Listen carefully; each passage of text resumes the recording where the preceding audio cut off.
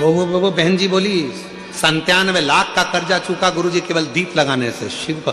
और आपने जो दीप बताया था, और वो दीप की गणना आज फिर कर रहा हूं इस व्यासपीठ से, फिर बाबा के धाम से। ये मीरा भयंदर की पवित्र भूमि पर अगर वो चरित्र सामने आया है और वो दीदी के माध्यम से अगर बात निकली है, तो उन दीप की गणना फिर बोल रहा हूं इस व्यासपीठ से, फिर वर्णन कर। जो आपने दीप बताया था, उस दीप के प्रभाव से आज हमारा 97 लाख का कर्जा बाबा ने 3 महीने में चुका।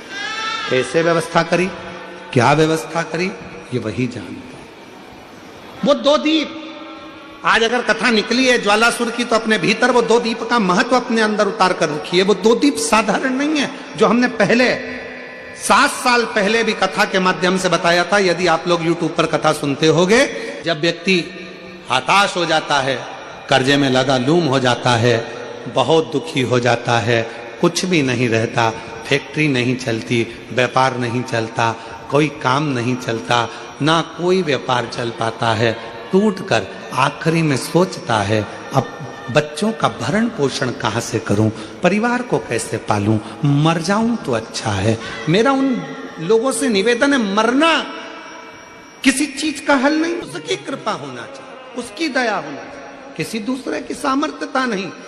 केवल देवता देंगे पल्ला झाड़ कर, और मेरा कुबेर भंडारी देगा छप्पर झाड़ कर, और वो देता है, साधारणता में नहीं देता, थोड़ा बहुत तो देता ही नहीं है। पूरी कथा को देखिए, 10 साल 20 साल 30 साल की कथा निकाल कर देखिए, पूरी कथा की वीडियो आप निकालिए, हर वीडियो में आप देखोगे भगवान ने जिसकी भी गोदी में बच्चा दिया, एक एक तो कम दिया, 2-2 ज्यादा दिया, क्योंकि उसकी रीति है, देता छप्पड़ फाड़ के, थोड़ा बहुत तो देता ही नहीं है। शिव कथा करें। मैं ज्वालासुर को समाप्त नहीं, इसकी बैलेंसिंग करूंगा, और ये ज्योति के रूप में रहेगा। मां शक्ति के पास में भी ज्योति के रूप में, शिव के पास में भी ज्योति के रूप में। इसलिए जब तुम संपूर्ण तरह से हार जाओ, लगे अब कुछ भी नहीं अपने पास में, एकदम खाली हो गए, कुछ भी नहीं बचा, तब बेलपत्र के वृक्ष के नीचे शंकर जी के मंदिर के सम्मुख में 2 दीप लगाना प्रारंभ कर दीजिए।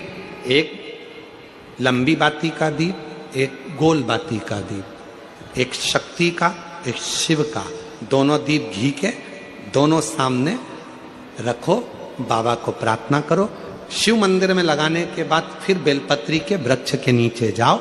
उस बेलपत्री के वृक्ष के नीचे जाना जिसकी छांव तुम्हारे ऊपर पड़े, पौधा नहीं, पौधे की छांव नहीं आ पाती अपने ऊपर, पौधा छोटा सा रहता तो उसकी छांव नहीं आती। बेलपत्र के वृक्ष की छांव में बैठकर 2 दीप लगाओ जिसकी छांव है। 2 महीना नियम ले लो, शाम के समय पर दिन भर मेहनत करूंगा, परिश्रम करूंगा, अपने व्यापार को बढ़ाऊंगा, कर्म करूंगा, मेहनत करूंगा, और शाम को प्रदोष काल में मेरे घर का कोई भी व्यक्ति जाएगा, शिव मंदिर में 2 दीप और बेलपत्र के वृक्ष के नीचे 2 दीप लगाएगा। 2 महीना इंतजार करना, मेरा बाबा हाथ पकड़कर तुम्हें ऐसा दौड़ाएगा कि शिव अपने आप करुणा करने लगेगा। छोड़ता नहीं है शिव। दुनिया में एक दोस्त ऐसा है मेरा देव अधिदेव महादेव, दुनिया में एक मित्र ऐसे हैं मेरे शंकर भगवान, जिन्होंने शंकर को अपना सर्वस्व मान लिया। दुनिया में शिव वो दोस्त हैं, वो मित्र हैं कि संसार के मित्र भले छोड़ दें, पर मेरा महादेव, इसको मारूंगा नहीं मैं, ज्वालासुर को समाप्त नहीं करूंगा, इसको संतुलन में लेकर। संतुलन में करने के लिए भगवान शंकर ने अपनी वापिस नत्य की मुद्रा को प्रारंभ कर दिया, अपनी नत्य की मुद्रा।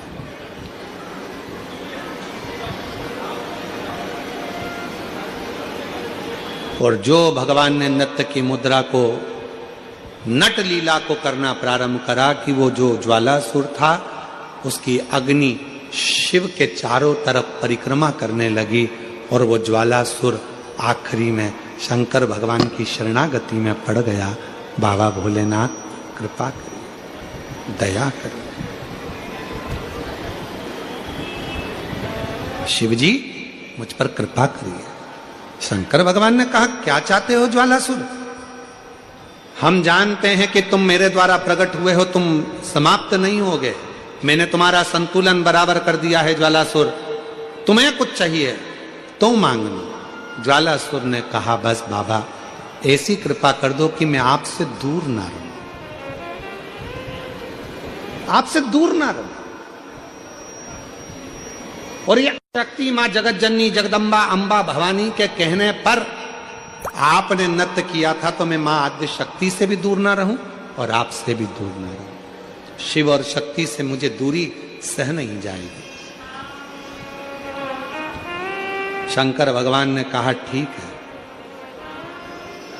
आज से तुम एक ज्योति प्रकाश के रूप में रहोगे।